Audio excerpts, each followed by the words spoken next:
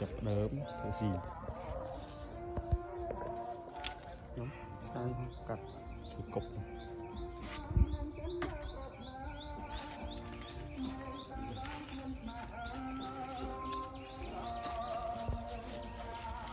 ôi mà tôi ấy sao được cái vô vậy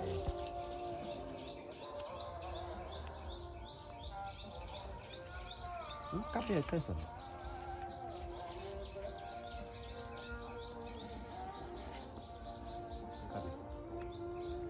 nó hiện tàu gì ớt chấm như đây cái có bắt một cắt đi gì biết kia rồi chỗ ớt che cà phê nên bị ớt che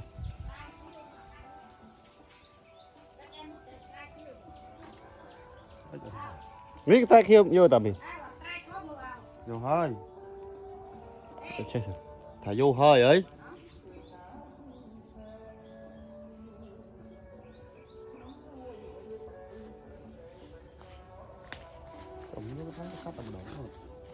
che bên tao chỉ mùi rồi tao có cắt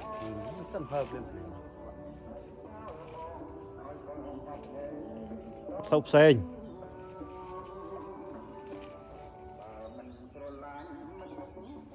stir xanh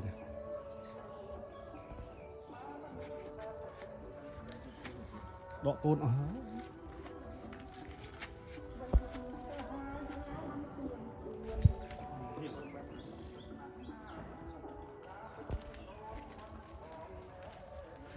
hồi tao hồi cái chơi buổi vậy slow đen bỏ vào đây có chơi tung gì bỏ vào này nó có chơi bỏ hủi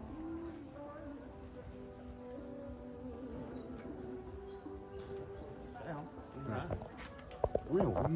với thích ngủ rất biết chơi vì nào mà đừng ai chơi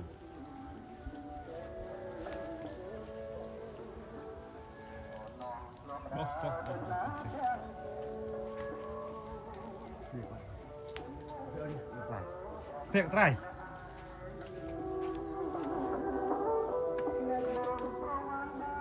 cái cốc này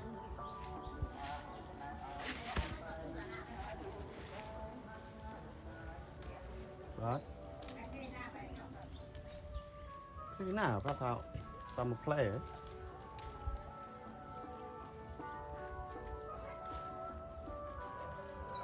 lâu rồi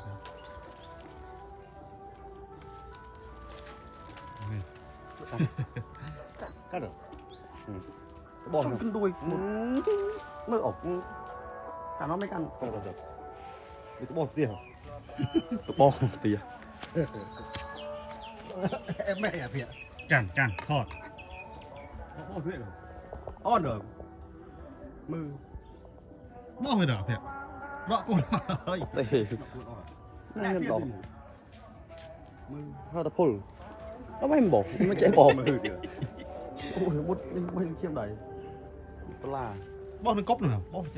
lên cốc vô bỏ cốc bỏ cho đồ nào xem này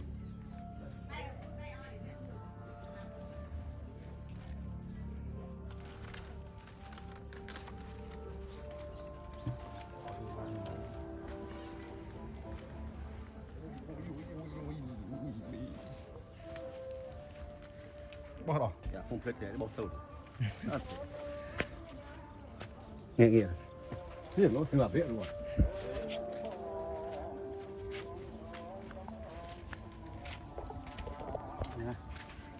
tụng giống bỏ à cái này hay việc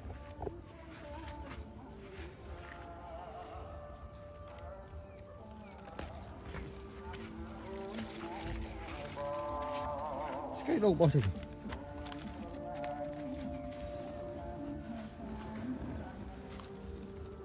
tịch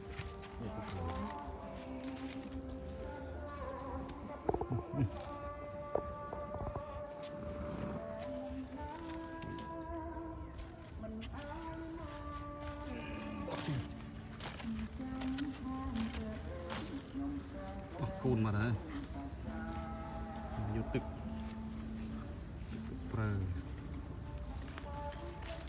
Phùng đấy, phùng mới chết đâu.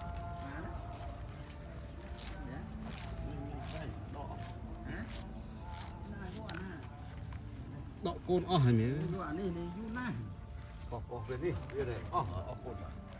bên đi này bên này không biết